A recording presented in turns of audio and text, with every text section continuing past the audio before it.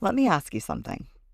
When was the last time you actually gave yourself space to think about your hopes?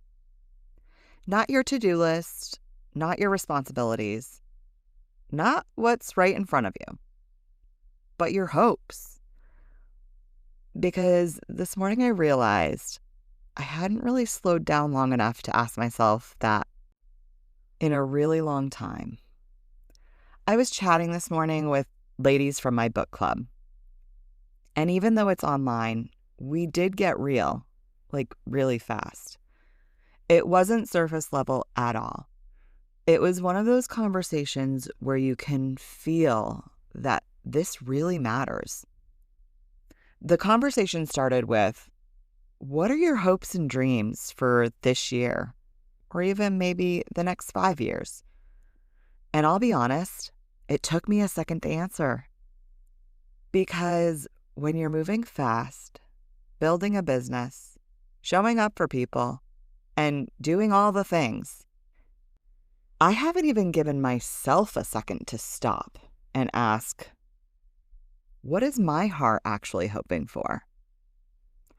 So, in true Kelly fashion, I gave myself a minute, and I answered honestly. This year, I want rhythm. I want my schedule to feel settled, not chaotic. I want my real estate business to grow in a way that feels organized and sustainable, not like I'm constantly catching up. I want my home to feel lighter, less clutter, less noise.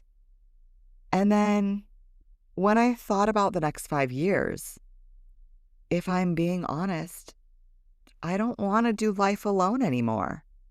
I want a partner, someone who chooses me consistently, someone I can build my life with, grow with, and do ministry with, someone who feels like home.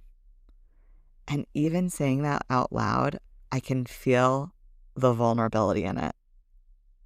Because hope can feel risky. But here's what kept coming up in our conversation. And these are not my words. These came from the women in my book club. If you have no hope, how would you recognize it if your hopes and dreams are answered? And that right there, it stopped me. Because sometimes we guard ourselves so much, we don't even allow ourselves to hope anymore. But then this line came up. Hope is a protest. It's like choosing to hope anyway. That's you standing in faith and saying, I still believe something good is possible here. And then there's this verse. Hope deferred makes the heart sick, but a longing fulfilled is a tree of life. That's Proverbs 13:12. And I think sometimes we only sit in the first half of that. We feel the weight of hope deferred. We know what it's like to wait, to long for something, and to pray so hard for something and not see it happen yet. That feeling is real.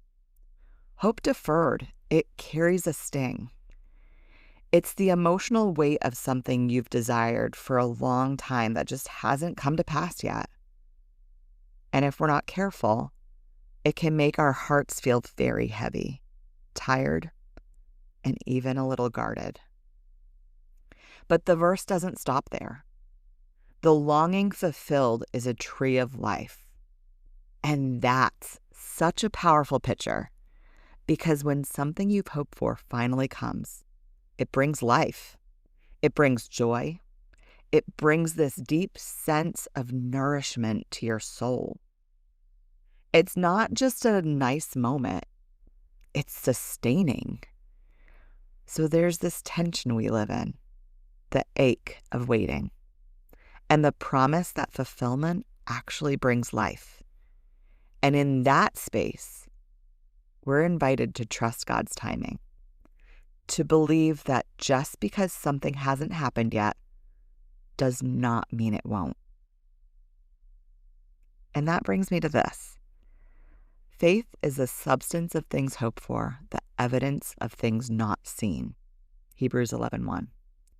Hope and faith are tied together. You don't get one without the other. So avoiding hope doesn't actually protect your heart. It just disconnects you from the very thing that builds your faith. And this one came up too with the relationship lens. And I'm keeping this one for sure.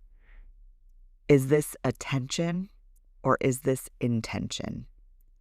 Because attention feels good. It's easy and it's available. But intention, that's consistent. That's thoughtful. That considers the impact it has on you. And someone said this: someone who cares about you cares about the impact they have on you. Whoa, that's the difference. And I think asking ourselves that question, not just in dating, but in friendships and even family, could save us from holding on to things that were never actually meant for us. So here's where I landed with all of this. Instead of trying to control every outcome, instead of trying to protect myself from disappointment, I'm choosing to hold on to my hopes differently. Not gripping them so tightly, but also not pushing them away. Just simply saying this: God, bless it or block it.